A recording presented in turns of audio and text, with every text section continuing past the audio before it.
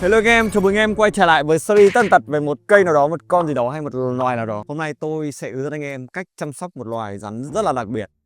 Tên của nó là Mexican Black King Snake. Nó là một nhánh của rắn vua nhá. Mà cái loài rắn này được cư dân vùng Arizona với cả vùng sa mạc Sororan rất cảm ơn chúng vì chúng ăn rất nhiều loài gặm nhấm và cả rắn đuôi chuông nữa. Anh em bắt đầu tiết mục xét bể.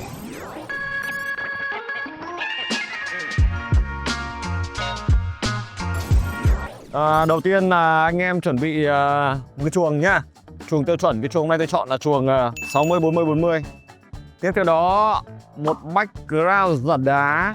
Tiếp theo anh em cần một cái hang và một bát nước. Một hang và một bát nước. Tiếp theo nữa là một ít cành lũa để co nhá. Cành này mua cây giả gắn vào cho nó tiện này.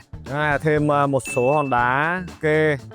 Và không thể thiếu là lót nền nhá. Đây, lót nền là tôi chọn lót nền của Letizu, chuyên dùng như bò sát nhá. Cái này dùng rất là hay. Anh em bắt đầu thôi. Đầu tiên anh em cần đưa background vào nhá. Background giả đá đây. Điên xin được quả background giả đá rất là đẹp. Anh em nhớ cắt gọt cho vừa phải nhá. Đặt đúng phát vào, đập vào phát là vào luôn này. Đẹp dai luôn. Đấy, đậy nắp vào. Lót nền nhá. Đây này, Letizu này. Đấy, forest bedding này. Đây, dành cho loài rùa, rắn, kỳ nhông, các loại luôn. Vì đây là tôi chuyển chuồng cho con rắn bé, đâm ra là tôi chọn cái chuồng nó vừa phải thôi. Cái chuồng này các bạn có thể nuôi được nó từ lúc baby cho đến lúc cận sinh sản nhé. Đấy, nó lên anh em, nó lên khoảng tầm 3 đến 5 cm thôi. Đây, tiếp theo, hang chú. Hang chú thì đây, thật đây cho đúng khuôn này. Đẹp. Cục này, bỏ mẹ này thì khả năng là làm hang chú khác.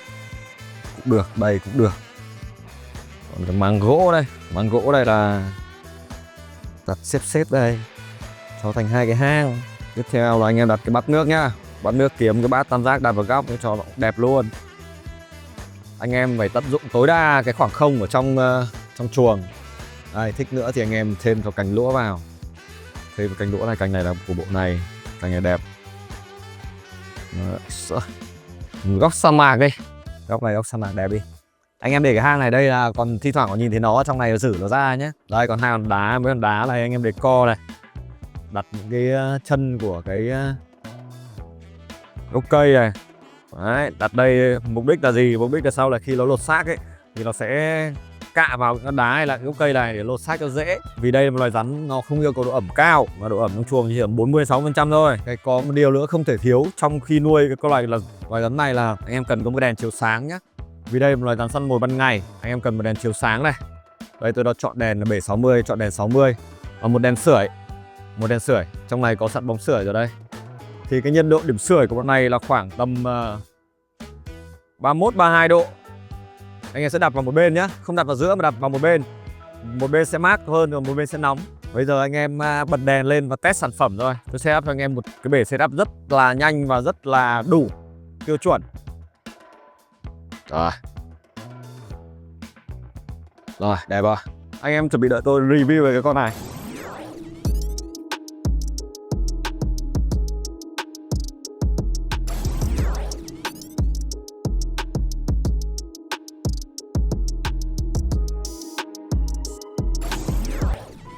Buổi review ngày hôm nay là chuyên mục chúng ta là nói về dòng rắn vua. Tên của nó là Mexican Black King Snake. Đây, hôm nay là tôi chuyển chuồng cho hai cháu. Khoe với anh em đây là có hai cháu baby đây. Hai cháu baby nhá. Đây. Hai cháu baby. Đấy, dưới ánh sáng là chúng có màu đen tuyền. Đây. Trên tay tôi là một cháu MBK Mexican Black King Snake. Đây là loài rắn phân bố chủ yếu ở Mexico và một phần của Mỹ. Đấy, đây là loài rắn được anh em pet keeper trên thế giới lựa chọn là một trong những loài rắn quốc dân. Vì sao? Vì nó có một màu đen huyền bí. Đây tiện thể khoe luôn. Anh em biết sao hôm nay tôi mặc cái áo màu đen không? Trên người rất nhiều rắn. Đấy.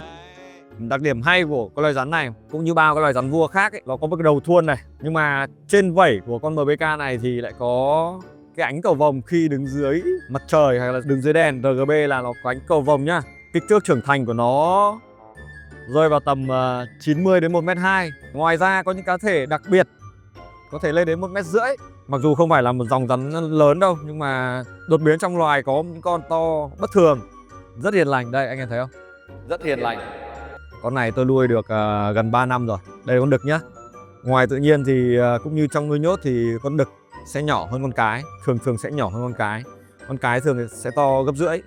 Ngoài tự nhiên thì cái môi trường sống của cái loài rắn vua này thường sống ở các bìa rừng này, sống ở các bán hoang mạc, đôi khi sống cả trong cùng với khu dân cư nữa. Cái loài rắn này thức ăn chủ yếu của nó là gặm nhấm nhỏ, bò sát nhỏ, đôi khi là nó ăn cả những cái loài rắn bản địa xung quanh, ăn cả rắn đuôi chuông nữa. Tại sao gọi là rắn vua? Là vua của các loài rắn mà.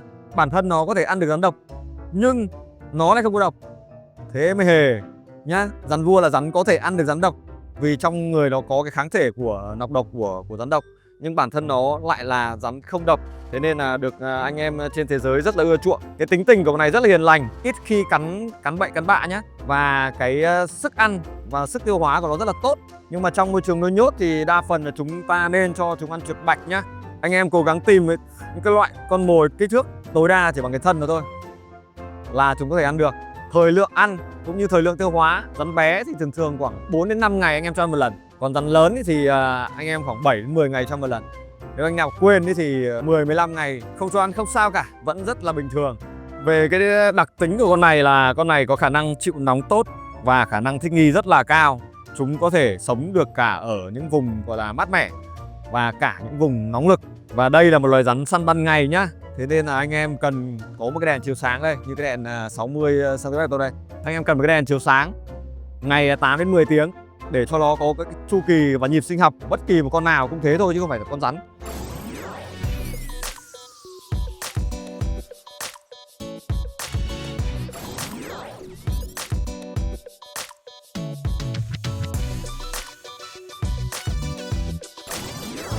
Ở đây đến khúc chăm sóc đây. Như ba loài động vật trên toàn thế giới nhá, chứ không kể là săn rắn bò sát kỳ nhông kỳ đà đâu, mà anh em cần phải lưu ý đến về nhiệt độ, độ ẩm, ánh sáng. Thứ nhất là tôi nói về nhiệt độ của cái loài rắn này kéo dài trong giải từ 22 cho đến 32 độ, và chúng cần một điểm sưởi xuyên suốt quá trình nuôi. Điểm sưởi anh em nên để khoảng 30 đến 32 độ hoặc là lên đến 34 độ là cùng nhá. Lên cao hơn cũng được, không sao cả, nó vẫn sống, tại vì con này có tính thích nghi rất là tốt. Còn bên mát thì tùy biến bằng nhiệt độ phòng. Độ ẩm, đây là loài rắn là không cần quá nhiều độ ẩm trung bình chỉ khoảng tầm 40 đến 60% ẩm thôi là ok rồi. Nó không như bôn hay như boa với bôn thì cần nhiều độ ẩm hơn. Nói là ánh sáng, vì đây là động vật ban ngày nên anh em cần một cái đèn chiếu sáng ngày bật khoảng 8 đến 10 tiếng. Đây là lên ánh sáng, anh em có nhìn thấy màu cầu vồng không? Đấy, lấp lánh ánh cầu vồng. Đây một loài rắn rất huyền bí và được rất nhiều người ưa chuộng. Đấy, nó còn ưa chuộng hơn cả King Kali với cả Mule Snake cơ. Trong quá trình chăm sóc và nuôi dưỡng ấy thì cái loài rắn này nó sẽ lột da cho anh em sau khoảng từ 1 tháng đến 1 tháng rưỡi. Con này thường là nó sẽ lột một phát là từ đầu đến đuôi là gọn gàng luôn. Con này tôi thì cứ đều đặn, tháng một lần, 1 tháng là dọn lột xác một lần, đều đặn. Còn anh em nào mà nuôi mà không được tốt lắm thì khoảng 1 tháng rưỡi, 2 tháng. Dấu hiệu lột xác là nó báo hiệu là con rắn của chúng ta lớn hơn. Khi mà cái da cũ không còn phù hợp với cả cái trọng lượng cơ thể cũng như chiều dài cơ thể thì nó sẽ lột sang một cái bộ da mới, to hơn, dài hơn và đẹp hơn. Anh em chú ý nhá, khi cho rắn ăn chuột ấy thì nên tránh ăn mồi sống, tại vì những con chuột sống ấy nó rất là khỏe, và nếu mà con rắn chúng ta săn mồi không đúng cách hoặc là quấn siết không chặt chẽ thì con chuột có thể quay lại cắn vào da của con rắn này. Chăn rắn là loài không như kỳ nhông kỳ đà mà có thể liền da được và nó trở thành sẹo vĩnh viễn. Chắc anh em cũng chẳng ai muốn là trên người con rắn đen thui như tự nhiên lại có một cái đốm trắng mà lại do sẹo, do chuột cắn cả. Cái đấy là anh em hết sức chú ý, cố gắng làm sao huấn luyện cho con rắn chúng ta ăn hoàn toàn là mồi đông lạnh nhá. Thì cách thức giã đông như thế nào thì khi mua mồi về thì anh em cần để con mồi ở nhiệt độ phòng.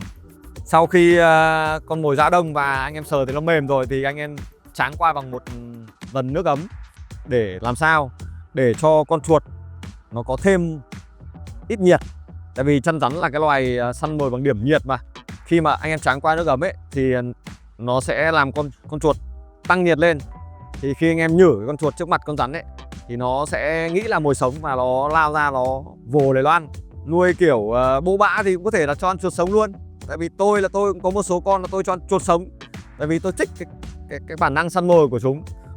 Riêng về dòng rắn vua này thì chúng có một cái khả năng săn mồi rất là phàm.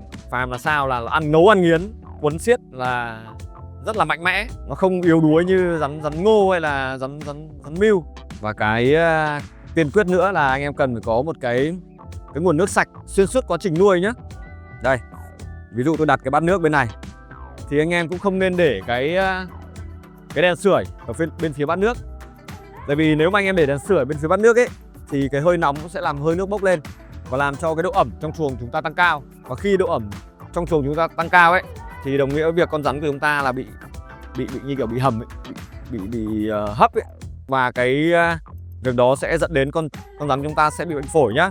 Bệnh phổi là gì? Thường chân rắn của chúng ta sẽ bị bệnh phổi khi mà nhiệt độ và độ ẩm lên cao quá ngưỡng chịu đựng của nó trong một thời gian dài. Cái bệnh đấy bệnh rất nguy hiểm mà các bạn vẫn rất là coi thường.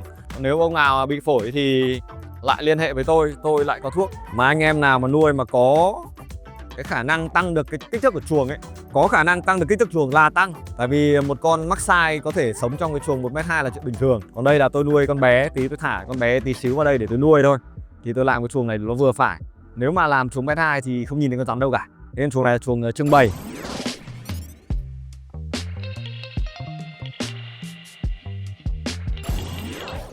Tiếp theo là đến vấn đề sinh sản của loài rắn này. Thì có một số những cái chú ý mà tôi cần anh em phải ghi nhớ. Khi mới sinh sản cái loài rắn này ấy, thì cứ nghĩ như bình thường là đến mùa thả vào là nó sẽ phối và nó sẽ đẻ. Nhưng không phải. Đây, xin khoe với anh em. Đây là hai cháu rắn vua MBK do chính OAG Animal sinh sản mùa vừa rồi. Mùa vừa rồi được có 5 con thôi. Đây là rắn có cái tuổi sinh sản rơi vào tầm 2,5 năm đến 3 năm cho cả hai giới tính đực và cái. Con đực có thể là vào mùa ghép phối sẽ sớm hơn. 2 năm là có thể giao phối được con cái rồi.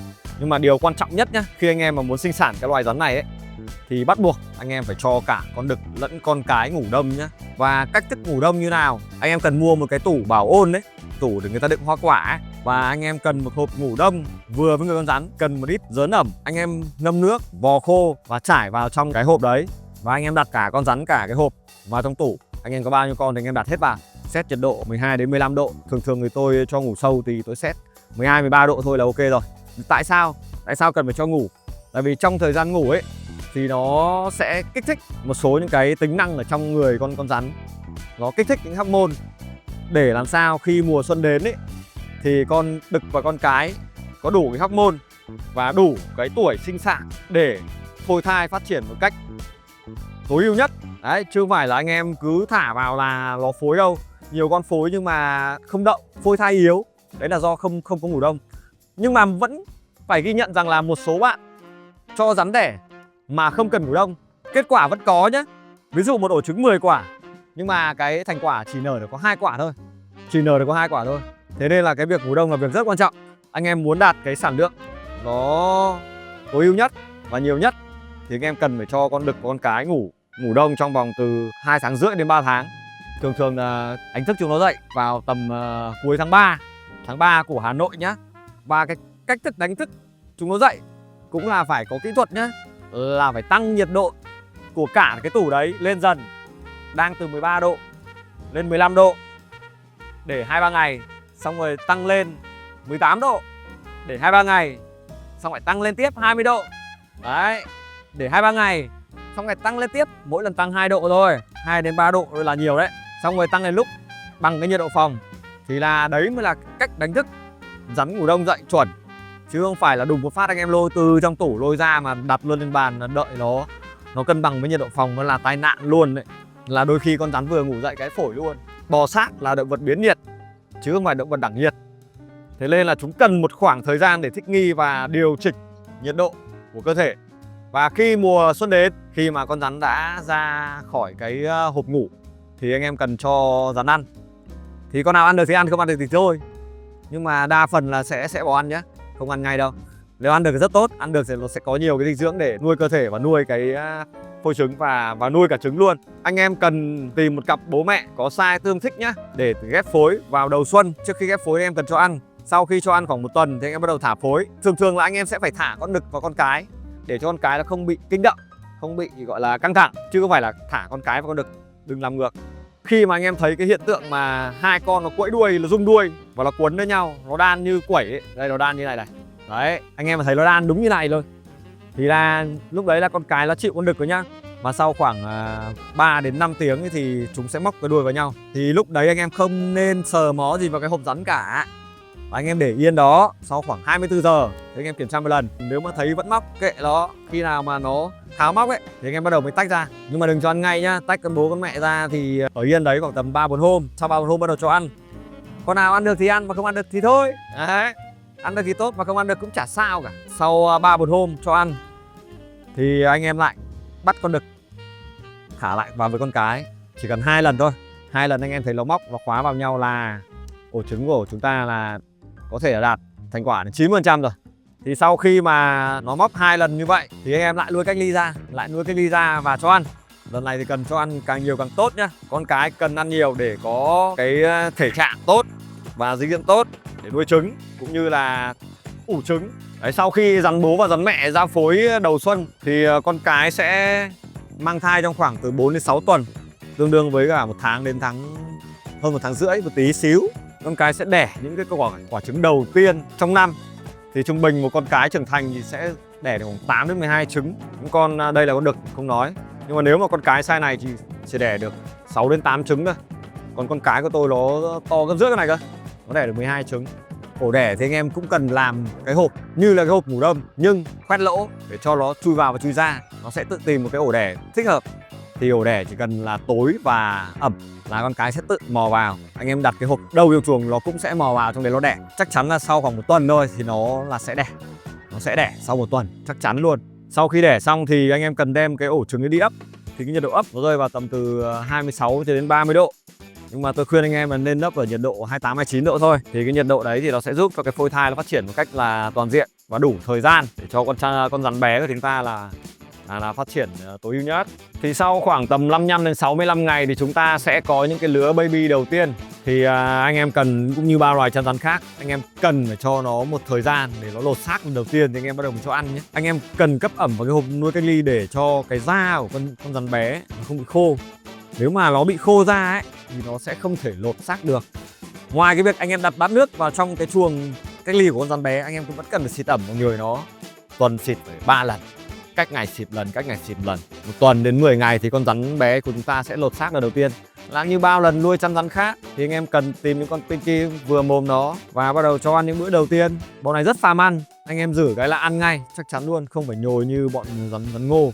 Rắn ngô thì cần phải nhồi mấy bữa đầu cơ. Chăn bôn cũng thế, cũng phải nhồi mấy bữa đầu. Nhưng mà riêng rắn vua nở ra cái sau 10 ngày, 7 đến 10 ngày là được. Anh em sẽ cho chúng nó ăn bằng chuột sống nhá. Cho những bữa ăn đầu tiên thì nên cho ăn bằng chuột sống thì nó sẽ có cái phản xạ con mồi. Và lúc đấy con chuột nó có cái thân nhiệt ổn định thì con rắn sẽ tự tìm.